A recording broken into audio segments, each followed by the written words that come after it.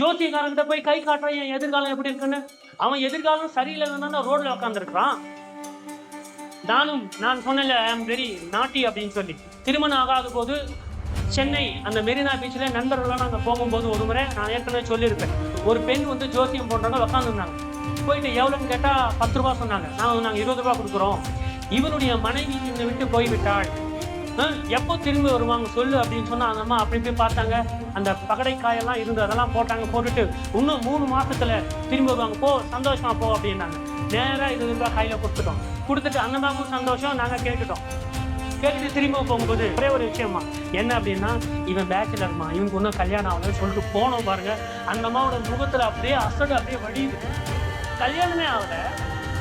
நாங்க சொன்னது போய் ஒரு வேத வசனத்தை வாசிக்கலாம். நானே வாசிக்கிறேன் சீக்கிரமாக. எக்ஸோடஸ் 20 யாத்திராகம் 23-5 வரைக்கும் அந்த 10 கட்டளைகள்ல வருகிறது. தேவன் எவ்வளவு எரிச்சல் உள்ள தேவனா இருக்கிறார் என்றதை உங்களுக்கு விலக்கிவிட்டு நான் போகிறேன். என்னை என்று உனக்கு வேற தேவர்கள் உண்டாயிருக்க வேண்டாம்.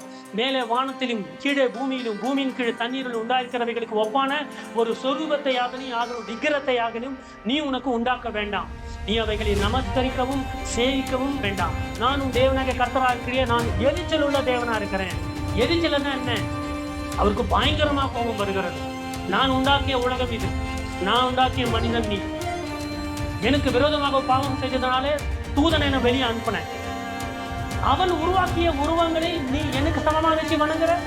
நான் தொடர்ச்சிய அவன் எனக்கு எதிரியா இருக்கிறான், அவனை நீ சேவிக்கிற நீ சொல்ற. நான் எரிச்சுள்ள தேவனா இருந்து என்னை பகைக்கிறவர்களை குறித்து. அப்போ நம்ம ஏதாவது ஒரு விக்கிர சம்பந்தப்பட்ட நம்ம யாருக்கு பகையா இருக்கிறோம்? தேவனுக்கு பகையா இருக்கிறான். அவர் பகை பத்தி சொல்றாருங்க. அப்படி உருவாக்கி நீங்க அதை நமஸ்கரித்தால் நீங்க எனக்கு எதிரி என்ற. சோ நீங்கள் யெகோவா தேவனுக்கு எதிரி ஆகணுமா?